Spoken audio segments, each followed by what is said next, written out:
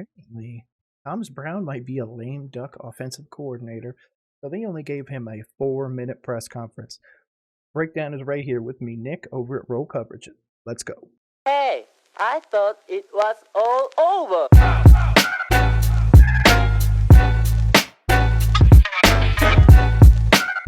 So, like I said, this is only a 4-minute press conference. In retrospect, he normally gets 10 minutes to talk.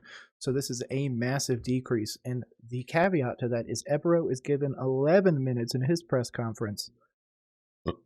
Excuse me. Obviously, there's something going on.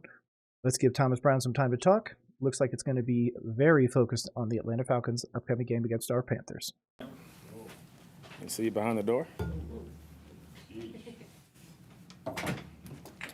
First of all, walked up, kind of lackadaisical. It's lending a little credence to the tweet by his wife. Obviously, we've had no confirmation it was his wife, just all signs point that it was his wife.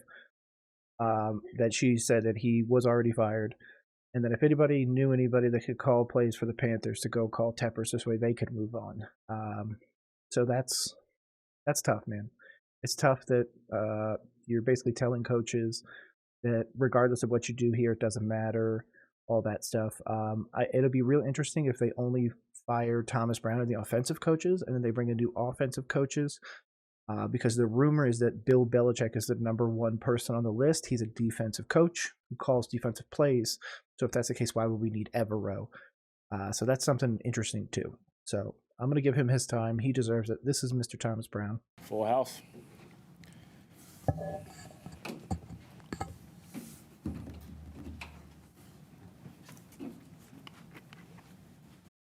Ow. So far we've got about 8 seconds of dead air. Wow. First of all, full house. That's a real interesting call out. A lot of people obviously are wanting to ask the question about his wife's tweet or suspected wife's tweet. Again, I don't have any sources or anything like that that could verify. Obviously, the only people that will know are the people inside the Panthers organization. But man, it looks like they're hanging this man out to dry. Questions? Yeah, dude, this looks bad. Morning. Thomas, Yep. the last time you guys faced the Falcons, they've changed obviously significantly. You guys have made some steps, Yep. but not very different, like in the passing game. So how do you approach this game, knowing that they kind of have a bead on, what you guys? Okay, it's very, very low. It's been a problem with the Panthers AV or whatever club that they have going over there. Very low, but it sounds like the question's basically pertaining to the Atlanta Falcons, and since they faced them before, are they going to have the same focuses and stuff like that? If if I didn't hear that right, I apologize, but yeah, you can't hear shit. Yeah, I mean, I wouldn't say as much as them having a beat on what we're doing, as much as about us continuing to try to find ways to get guys open, but also when we have opportunity to get guys open, complete the football down the field. I think being able to have more of a completion play mindset, had a little bit of an aggressive game plan against New Orleans for a specific reason, because these guys are going to squat on every single route and play a lot of man coverage. So we had some opportunities to get some guys open and then connect for one reason or another. So I think it's more about understanding how to handle and protect better up front, but also give us guys the opportunity to get open from a rhythm and timing standpoint. I agree with what he's saying. Obviously, they had some drop balls. Panthers' offense has just been struggling because the personnel isn't there. Bryce isn't properly protected. Can't establish a run game. And when we do, we can run for considerably more yards than everybody else and still lose by 20. So there's really not a way to win here. So I feel bad for Thomas Brown at this point. I wasn't even a big Thomas Brown fan. I was more of a defender of Reich previously, because I thought that this offense wasn't going to be good under Reich, wasn't going to be good under Thomas Brown, and wouldn't be good under anybody without the name Jesus Christ.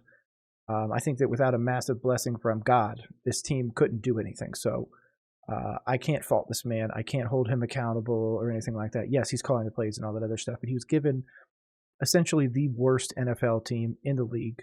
And to be honest, I think Georgia could beat this Panthers team. I know that's a really weird subject for a lot of people, but I think sometimes the NFL team is just that bad. So What are you doing up front? You roll with the same guards that finished the game last I week? think it's still being able to have open mind when it comes to competition, try to figure out who's going to give us the best opportunity to continue to build upon what we're doing well up front from a run game standpoint, but also to shore things up protection-wise. So we have to continue to have the same thing kind of occur week in and week out. generic. This is what you need to tell people. I'm willing to bet he got prepped before this. He's just here to not nuke the press conference and not give anything away, not react. I feel bad. This is a true lame duck situation, and I feel bad for this man. What might that look like? Everybody who's up on the roster is going to be available to have an opportunity at that spot, but also, like I've said, for weeks, receiver-wise, obviously the running backs had the same kind of similar rotation, but we're trying to figure out how to get the guys in the best spot to have success. You did some max protections last week. Will we see more of those going forward? Maybe a mix of both. I think depending on the situation in the game, trying to get eligible receivers out to be able to have guys available down the field so they're not just having too many guys and from a coverage standpoint to take away your options. But it'll be a mix of both. Thomas, do you see a difference confidence-wise in Chuba now that he's kind of established himself as the lead back? I would say yes and no. Obviously, I think anytime you have success as a player or a coach or anybody in life in general, your confidence grows naturally. But Chuba's always been a very confident individual, which is one of the many things I love about him. But I think just definitely him being able to continue to be consistent, continue to put himself in the spot from a work ethic standpoint to perform well on game days, and also just leadership-wise has been awesome. Where have you seen him grow the most? Yeah, Chuba's really creating a name for himself. I was one of the people that loved him and Christian McCaffrey together. I love the idea of putting a bigger back in front of him. In fact, I thought that we could have brokered a deal for Derrick Henry, ran Derrick Henry and Chuba.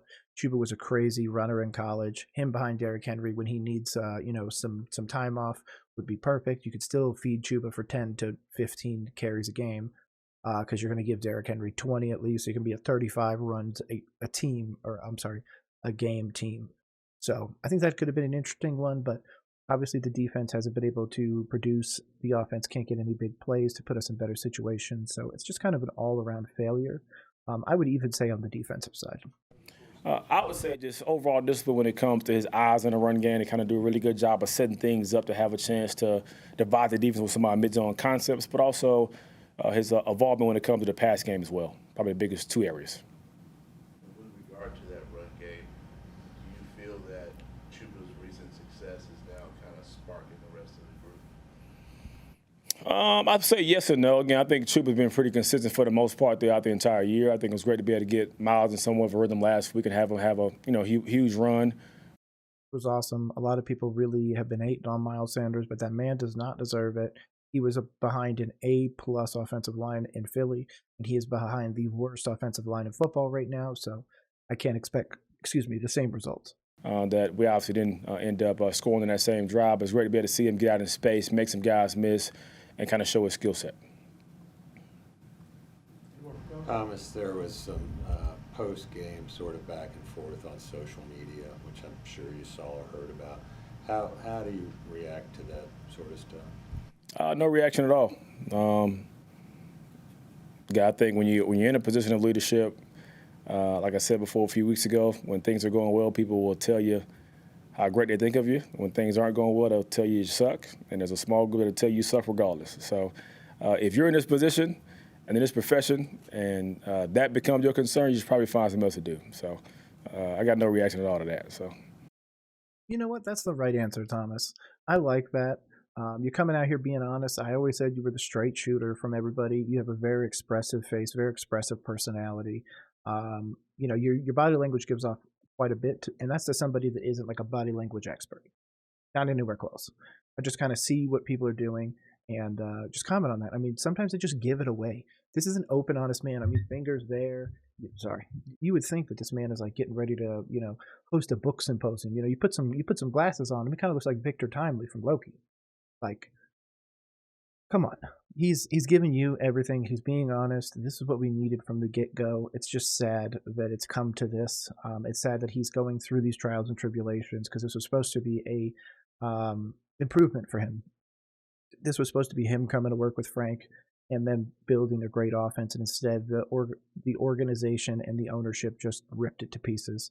So for that, as a Panthers fan, as even a slight critic of you at times, Thomas Brown, I feel just deeply for you and your wife. And I hope that moving forwards, you won't have to be in a situation like this again. Obviously, your next destination is going to be a great one, and I wish you nothing but the best. So, yeah. You suffer regardless. So if you're in this position and in this profession and that becomes your concern, you should probably find something else to do. So I got no reaction at all to that. So That last part, just had to let it play again. business as usual. Back to work. Any more for Coach? All right, thanks, Coach. Fantastic. Thank you. Look at that, 4 minutes. So we are 4 minutes and 10 seconds into that. It is already completely over. Man's about to walk off. This just shows you the organization is done. This just shows you that they're putting everybody on like a short leash. It's bad. Obviously, that article by Diana Rossini and Joe Person didn't help, but it's exactly what this organization needed. It needs a kick in the pants. That's what we're giving it here with breakdowns on the regular, right here on Roll Coverage. My name is Nick. Hopefully, y'all have a great rest of the day. Peace.